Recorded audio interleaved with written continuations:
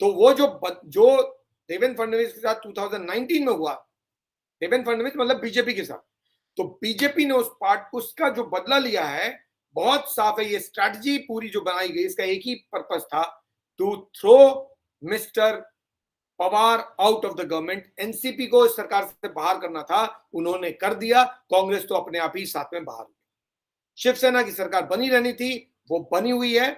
कल एनसीपी कांग्रेस के साथ थी, आज बीजेपी के साथ है, और ये उनको सूट करता है। बहाना कौन सा बना? आइडियोलॉजी का। बहाना कौन सा बना? अब बाला साहब ठाकरे के प्रिंसिपल्स का। कल तक ये प्रिंसिपल कहां थे? कल तो यही एकनाथ शिंदे बीजेपी के अगेंस्ट में स्टेटमेंट दे रहे थे। जितने भी एमएलए हैं वो सब कह रहे थे ये पहला मौका है, हिस्टोरिक मोमेंट है, जब हमारी पार्टी का कोई चीफ मिनिस्टर बन रहा है। राइट? जब उद्धव ठाकरे बने थे, सारे एमएलए कह रहे थे इट्स हिस्टोरिक मोमेंट, क्योंकि हमारी पार्टी कब से इंतजार कर रही थी, हमारी पार्टी का ही चीफ मिनिस्टर बनना चाहिए था। उद्धव ठाकरे नहीं बनना चाहते थे, उनके एमएलए ने बोला था कि आप बनिए, और तब उद्धव ठाकरे बने थे। क्यों एमएलए ने कहा था ऐसा मौका दोबारा नहीं आएगा। अब वही एमएलए को लग रहा है कि एनसीपी की दादागिरी बहुत ज्यादा बढ़ गई है, इनको बाहर करो। और वही एमएलए आज शिवसेना के बीजेपी को मनाकर, बीजेपी के साथ बनाकर सरकार खुद ही तो चीफ मिनिस्टर बने हुए हैं। तो इस सारे स्ट्रैटेजी में फायदा तो सिर्फ शिवसेना का हो रहा है, बीजेपी का भी नहीं, एनसीपी का भी नहीं, और कांग्रेस का भी नहीं। बीजेपी को सिर्फ इतनी सेटिस्फैक्शन होगी कि शिवसेना वापस आ गई है, उनका अगला इलेक्शन तय है, वो अगला इलेक्शन किसी सूरत में नहीं हारेंगे।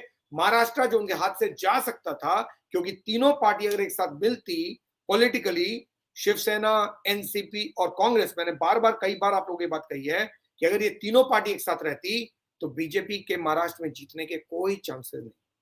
अगर ये वोट ट्रांसफर नहीं होते एमएलसी के, तो बीजेपी का कैंडिडेट हारता ही।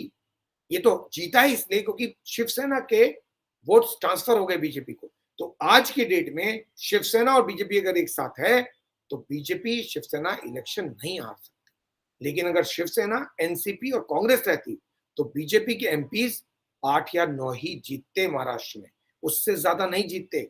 दे आर प्लानिंग फॉर 2024।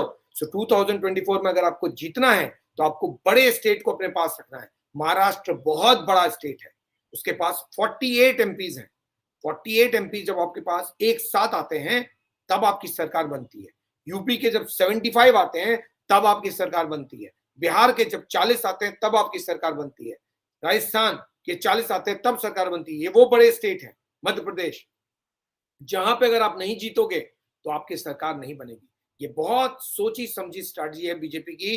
बीजेपी ने गवर्नमेंट सैक्रिफाइस किया है, चीफ मिनिस्टर पोस्ट सैक्रिफाइस किया है, लेकिन एमपी इलेक्शन के लिए बहुत सारे सीट बढ़ाए अपने, जीते हैं। सो बीजेपी को अगर जो फायदा है तो वो ये कि अगला जो इलेक्शन है वो उन्होंने इंश्योर कर लिया कि किसी भी सूरत में एनसीपी कांग्रेस तो नहीं जीतेगी। जीतेंगे तो हम, यानी बीजेपी और शिवसेना।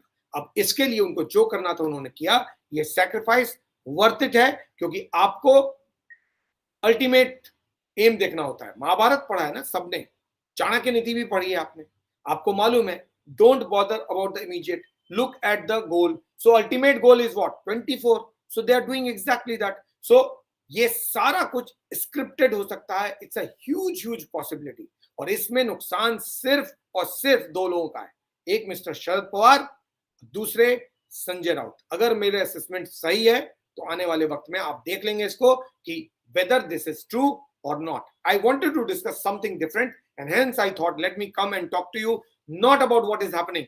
वो सब मालूम है, मैं आधे घंटे तक वो सुना सकता हूं, उसका कोई फायदा नहीं है, because that is everyone will talk about that.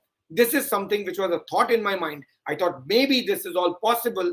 जो कुछ भी आप देख रहे हैं वो आपको दिखाया जा रहा है। दरअसल सब कुछ ऑलरेडी प्लान्ड है।